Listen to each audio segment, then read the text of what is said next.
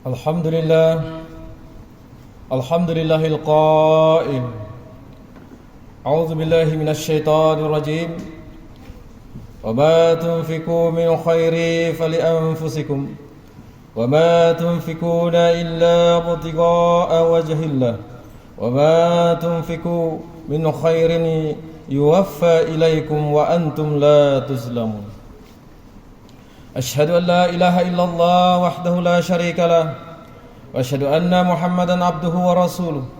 Allahumma salli wa sallim wa barik ala habibina wa syafi'ina Muhammadan asyrafil anbiya'i wal mursalin wa ala alihi wa sahbihi ajmain wa tabi'ina lahum bi ihsani ila yaumiddin. Amma ba'd. Fa ya ibadallah ittaqullah tazawwadu fa inna khairaz zadi taqwa faqad fazal muttaqun.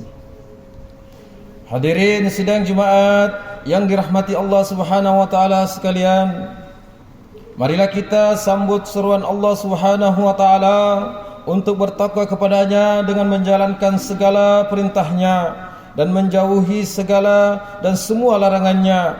Selain itu, mari juga kita bergegas untuk menggapai ampunan Allah Subhanahu wa taala dan menuju syurganya yang disiapkan untuk orang-orang yang bertakwa. Khatib ingin menyampaikan khutbah yang bertajuk Wakaf itu sedekah jariah. Ma'asyiral muslimin rahimakumullah. Infak dan sedekah merupakan ibadah yang bukan sahaja disukai Allah Subhanahu wa taala serta tinggi nilainya spiritualnya, akan tetapi besar nilai kemanusiaannya. Ia boleh meringankan beban serta mensejahterakan manusia baik individu maupun masyarakat keseluruhannya. Begitu tingginya dampak infak dan sedekah ini sehingga digambarkan dalam ayat Al-Quran tentang seseorang yang akan dicabut nyawanya, lalu berharap sekiranya ada penundaan sejenak sahaja, dia akan menggunakan kesempatan tersebut untuk bersedekah karena menyadari bahawa sedekah itu adalah tahap kebajikan yang paling tinggi nilainya di sisi Allah Subhanahu wa taala. Allah Subhanahu wa taala berfirman dalam surah Al-Munafiqun ayat 10. A'udzu billahi minasyaitonir rajim. Wa anfiqu mimma razaqnakum min qabli an ya'tiya ahadakumul mautu fayaqula rabbi laula akhartani ila ajalin qaribin fa asaddaqa wa akum minas solihin. Shadaqallahul azim. Maksudnya, dan belanjakanlah, yaitu dermakanlah sebahagian dari rezeki yang kami berikan kepada kamu sebelum seseorang dari kamu sampai ajal maut kepadanya, yaitu kalau tidak, maka ia pada saat itu akan merayu dengan katanya, wahai Tuhanku, alangkah baiknya kalau engkau lambatkan kedatangan ajal matiku ke suatu masa yang sedikit sahaja lagi, supaya aku dapat bersedekah dan dapat pula aku menjadi dari orang-orang yang soleh. Surah Al-Munafiqun ayat 10. Muslimin rahimakumullah, muslimin yang dirahmati Allah Subhanahu wa taala. Wakaf merupakan satu daripada amalan kebajikan yang termasuk di dalam kategori infak dan sedekah tersebut. Lebih hebat lagi ianya juga tersebut sebagai sedekah jariah, yaitu amalan yang dijanjikan Allah Subhanahu wa taala dengan ganjaran yang berterusan. Orang yang berinfak ke jalan Allah Subhanahu wa taala akan mengalir pahalanya meskipun setelah meninggal dunia, selagi mana harta yang diwakafkan itu bermanfaat untuk orang ramai. Bertepatan dengan hadis yang diriwayatkan oleh Imam Muslim menerusi Abu Hurairah radhiyallahu an, sabda Rasulullah sallallahu alaihi wasallam yang bermaksud, apabila telah mati seseorang manusia, maka terputuslah pahala amalannya kecuali 3 perkara, yaitu sedekah jariah, ilmu yang bermanfaat, dan anak soleh yang mendoakannya. Imam Nawawi dalam kitab Syarah Muslim menjelaskan, sedekah jariah yang dimaksudkan dalam hadis tersebut adalah wakaf. Manakala perintah pensyariatan wakaf diturunkan pada tahun kedua Hijrah menerusi firman Allah Subhanahu wa taala pada surah Ali Imran ayat 92. A'udzubillahi minasyaitonirrajim. Lan tanalul birra hatta tunfiqu mimma tuhibbun wa ma tunfiqu min syai'in fa innallaha bihi alim. Shadaqallahul azim. Maksudnya, kamu tidak sekali-kali akan dapat mencapai hakikat kebajikan dan kebaktian yang sempurna sebelum kamu dermakan sebagian dari apa yang kamu sayangi, dan sesuatu apa juga yang kamu dermakan, maka sesungguhnya Allah mengetahuinya. Jemaah Jumaat yang dirahmati, dalam sejarah dunia Islam, sebagian besar ulama mengatakan bahawa yang pertama kali melaksanakan wakaf adalah baginda Rasulullah SAW sendiri. Baginda mewakafkan sebahagian tanah miliknya untuk membangunkan masjid, manakala sahabat pertama yang menyambut seruan berwakaf ini adalah Umar Al-Khattab radhiyallahu an, yang telah mewakafkan sebidang tanah di Khaybar, dan bermanfaat hasil pengelolaan tanah tersebut telah diagihkan kepada orang-orang fakir, kaum kerabat, hamba syahaya, Ibnu Sabil dan lain-lain.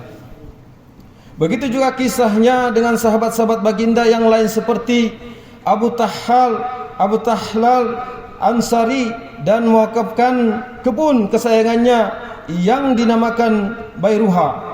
Contoh lain seperti Abu Bakar yang mewakafkan sebidang tanah di Mekah. Utsman menyedekahkan hartanya di Khaybar.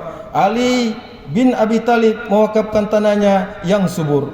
Muaz bin Jabal mewakafkan rumahnya yang terkenal dengan gelaran Dar al-Ansar, serta tidak ketinggalan kisah wakaf telaga Utsman bin Al-Affan yang sangat masyhur di Madinah. Hadirin yang dimuliakan oleh Allah Subhanahu wa taala, institusi wakaf pada suatu ketika dahulu berfungsi dan berkembang sebagai salah satu faktor utama pembinaan sesebuah tamadun. Kejayaan wakaf era moden ini dapat dilihat dengan tertegaknya Empire Turki Utsmaniyah. Peranannya sangat besar sehingga mampu menyediakan kemudahan infrastruktur yang menyeluruh, meliputi kemudahan awam dalam sektor sosial, pendidikan dan kesehatan. Antara universiti terawal dari 140 buah universiti yang dibina menggunakan dana wakaf adalah Universiti Al-Qarawiyyin di Maghribi, Universiti Al-Azhar di Mesir, dan Universiti Al-Fatih Turki. Kesemuanya universiti tersebut masih beroperasi sehingga kini dan melahirkan ribuan para ilmuwan dari berbagai disiplin ilmu. Demikian juga wakaf dalam sektor kesehatan yang berkembang sejak kurun ke-9 Masehi. Ia telah berfungsi memberi rawatan percuma kepada masyarakat, antaranya Hospital Ibnu Tulun di Mesir dan Hospital Al-Mansuri di Cordoba yang telah diwakafkan pada tahun 1284 Masehi. Di Malaysia, institusi wakaf yang ada di setiap negeri dilihat berkembang dengan sangat drastik sejak merdeka lagi. Umat Islam semakin berminat untuk membantu dalam membangunkan peranan wakaf tersebut di negeri masing-masing. Statistik menunjukkan sejumlah 20,91 lot tanah dengan keluasan 27.392,53 hektar telah didaftarkan sebagai tanah wakaf di seluruh Malaysia. Tanah-tanah tersebut telah diuruskan oleh Majlis Agama Islam Negeri sebagai pemegang amanah tunggal hartanah wakaf dan dimanfaatkan bagi beberapa tujuan sosial, ekonomi, pendidikan serta kesehatan, antaranya seperti pembinaan masjid, surau, tanah perkuburan, sekolah, madrasah, tahfiz, rumah kebajikan, perpustakaan, balai cerap, anak bulan, bazar perniagaan, klinik, hospital, rumah kos rendah, usaha tani, pusat komuniti Islam, hotel serta pelbagai jenis pembangunan yang dapat dimanfaatkan. Tanah wakaf tersebut sekaligus menyempurnakan hasrat para pewakaf untuk mendapat ganjaran pahala berterusan sehingga ke hari kiamat. Sidang jemaat yang berbahagia, enakmen Majlis Ugama Islam Sabah 2004 Seksyen 51 memperuntukkan bahawa majlis hendaklah menjadi pemegang amanah tunggal bagi semua wakaf, sama ada wakaf am atau wakaf khas. Semua nas'am dan segala jenis amanah yang mewujudkan apa-apa amanah khairat bagi menyokong dan memajukan agama Islam. Justeru Majlis Ugama Islam Sabah Muiz melalui bahagian wakaf dan Baitul Mal sehingga kini telah mendaftarkan sejumlah 729 lot tanah wakaf dengan keluasan 1070.561 ekar hasil kesedaran umat Islam di Sabah menjadikan harta mereka sebagai sedekah jariah. Selain itu, MUIS pada tahun 2022 juga secara rasminya telah melancarkan wakaf tunai sebagai kaedah alternatif melaksanakan ibadah wakaf bagi mereka yang mempunyai hasrat untuk berwakaf namun tidak mempunyai harta yang berbentuk aset kekal seperti tanah dan bangunan. Hukum melaksanakan wakaf tunai tersebut adalah harus seperti mana yang telah ditetapkan oleh Muzakarah Jawatan Kuasa Fatwa Majlis Kebangsaan Malaysia kali ke-77 yang bersidang pada 10 April 2007. Kaedah bagi melaksanakan wakaf tunai ini boleh dilakukan sama ada melalui tabung-tabung dan kios yang diletakkan di masjid-masjid terpilih secara potongan gaji atau melalui bayaran perbankan atas talian seperti QR Code, Jampai dan Infak Pay. Semoga dengan keterlibatan semua pihak dalam membantu membangunkan wakaf di negeri ini akan dapat meningkatkan syiar agama sekaligus menjadi pemangkin kepada mercu kegemilangan tamadun Islam suatu ketika dahulu. Hadirin sidang Jumaat yang dikasihi Allah Subhanahu wa taala. Beberapa kesimpulan yang boleh dijadikan panduan buat kita semua adalah seperti berikut.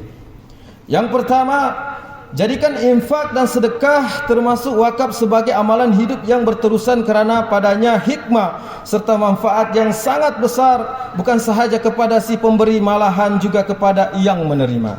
Yang kedua, Rasulullah sallallahu alaihi wasallam dan para sahabat serta generasi yang mengikut jejak langkah mereka adalah sebagai qudwah hasanah yang sebaiknya dicontohi dalam berlumba-lumbanya mereka mengejar kebaikan dan pahala yang dijanjikan Allah Subhanahu wa taala buat mereka yang rajin bersedekah maupun berwakaf.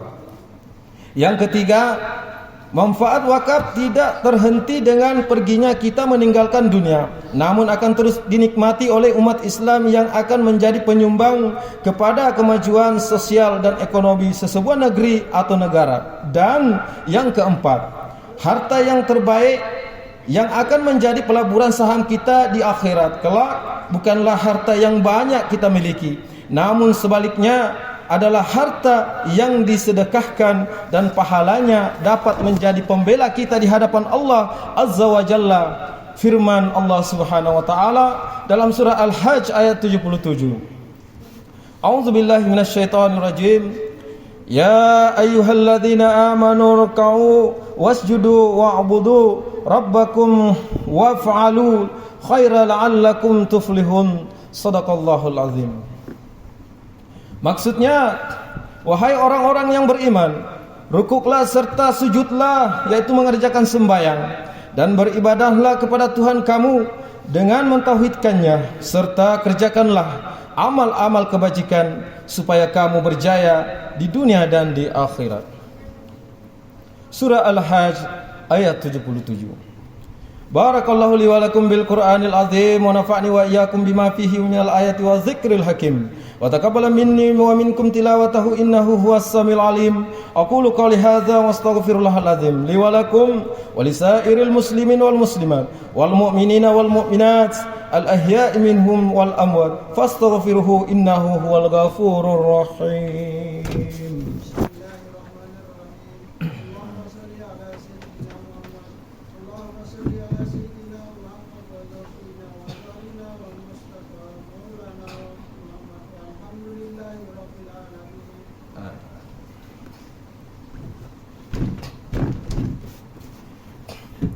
Alhamdulillahi Rabbil Alamin. Wassalatu wassalamu ala Sayyidina Muhammadin Nabiyil Ummi wa ala alihi wa ashabihi at-tarihin wa man tabi'ahum bi ihsani ila yaumiddin.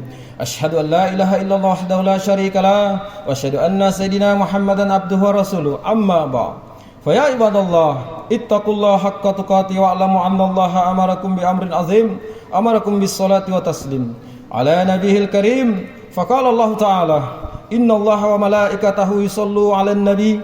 Ya ayyuhalladzina amanu sallu 'alaihi wa sallimu taslima. Allahumma salli 'ala sayidina Muhammad wa 'ala ali sayidina Muhammad. Kama shallaita 'ala sayidina Ibrahim wa 'ala ali sayidina Ibrahim. Wa barik 'ala sayidina Muhammad wa 'ala ali sayidina Muhammad. Kama barakta 'ala sayidina Ibrahim wa 'ala ali sayidina Ibrahim fil alamin innaka Hamidum Majid. Allahumma arda 'anil khulafa'ir rasyidin wa an baqiyatis sahabati wal qarabati ajmain wa anit tabi'ina wa tabi'it tabi'in wa man tabi'ahum bi ihsani ila yaumiddin warda 'anna ma'hum ya akramal akramin. Allahumma firil muslimin wal muslimat wal mu'minina wal mu'minat al ahya'i minhum wal amwat. Allahumma anzilir rahmah wal barakah wal hidayah was salamah was sakinah was sihhatad daimatan ala malikina, ke bawah duli yang maha mulia Sri Paduka Baginda yang di Pertuan Agung, wa fakhamatir ra'isil a'la, Tuan yang terutama yang di Pertuan Negeri Sabah, wa ja'alillahumma hazihil baldata wa sa'ira bi'adil muslimin aminatan mutmainna innaka ra'ufur rahim. Allahumma fa'annal bala wal waba wal fahsya wal munkar wal mihan wal fitan ma zahara minha wa ma batan min baladina hasa khassa wa min buldanil muslimin amma innaka ala kulli syai'in qadir. Ya Allah, naungilah kehidupan kami dengan kesejahteraan, keamanan, keselamatan, serta kurniakanlah kepada kami rezeki yang halal lagi diberkati. Hiasilah diri kami dengan sifat-sifat terpuji dan jauhi kami daripada sifat-sifat yang terkeji. Ya Allah, jadikanlah kami dan daripada keturunan kami orang-orang yang istiqamah, mendirikan salat secara berjamaah, menunaikan zakat, berpuasa di dalam bulan Ramadan, mengerjakan ibadah haji, mewakafkan harta dan berinfak pada jalan yang Engkau ridai. Sesungguhnya hanya kepadamu jua ya Allah tempat kami mengadu dan memohon pertolongan. Rabbana atina fid dunya hasanah wa fil akhirati hasanatan wa qina azabannar. Ibadallah, Inna Allah ya'muru bi'adli wal ihsan wa ita'i zil qurba wa yanha 'anil fahsya'i wal munkar wal baghi ya'izukum la'allakum tadhakkarun. Fadhkurullahal azim yazkurkum wazkuruhu 'ala ni'amihi yazidkum was'aluhu min fadli yu'tikum wa la dzikrullahu akbar wallahu ya'lamu ma tasna'un. Aqimussalah.